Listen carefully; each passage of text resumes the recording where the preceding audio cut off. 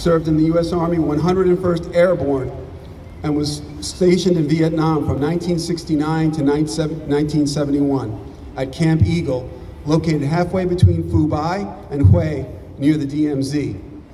Walter has resided in White Plains for over 40 years.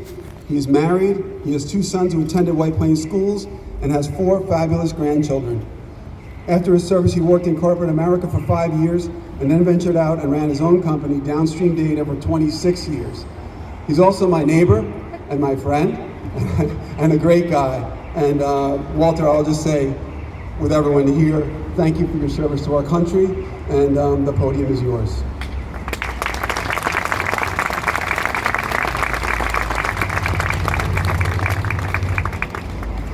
I'm honored to speak today on this Veterans Day. For me, it's a holy day. Always starts in church. My remarks will be impactful and last 7 minutes. I have something to share with veterans here today and something to share with all of you. Before I start, I request all veterans please stand.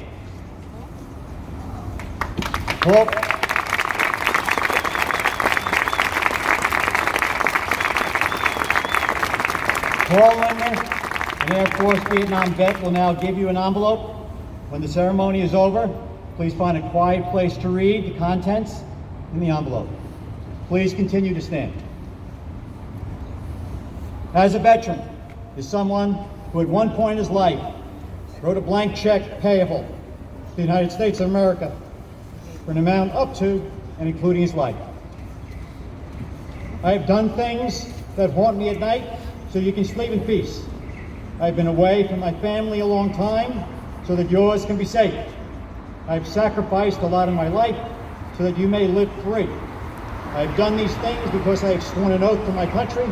I will live by this oath the day I die, because I'm always and will be a U.S. veteran. Thank you very much. Please sit down.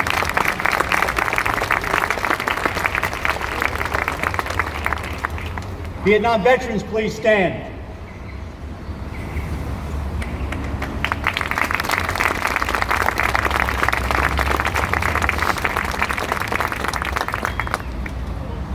My story, survivor's guilt.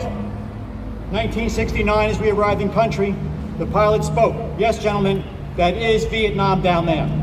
We got off the plane, we did the walk. Walked single file in our brand new jungle fatigues, carrying our duffel bags, walking single file.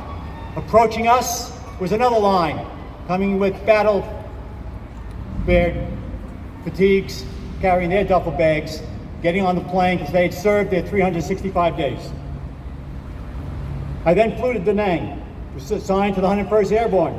Spent my time at Camp Eagle, located halfway between Phu Bai and Hue, near the DMZ. I was older than most, had graduated college, was going to grad school part-time, was working for a defense contractor, had an occupational permit, which did not last. It was said that 17 supported one grunt in the field. I was one of those grunts. I quickly became a supply sergeant, spent the majority of my time at base camp, bringing food and supplies to the field.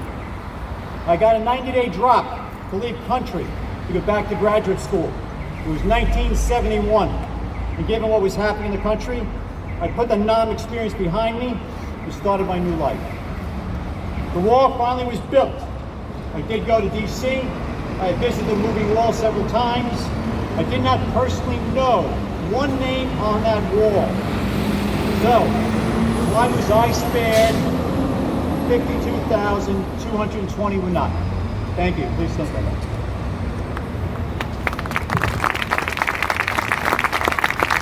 In closing, I now wish to share with all of you, it is the veteran, not the preacher, who has given us freedom of religion. It is the veteran, not the reporter, who has given us freedom of the press.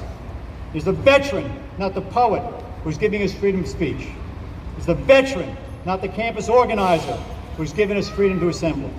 It's the veteran, not the lawyer, who has given us the right to a fair trial. It's the veteran, not the politician, who has given us our right to vote.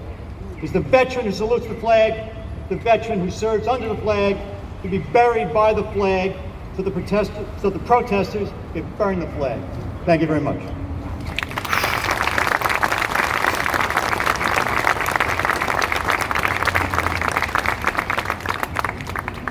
Thank you, Mr. Brady. I'd also like to acknowledge joining us today is State Assemblyman David Buckwall,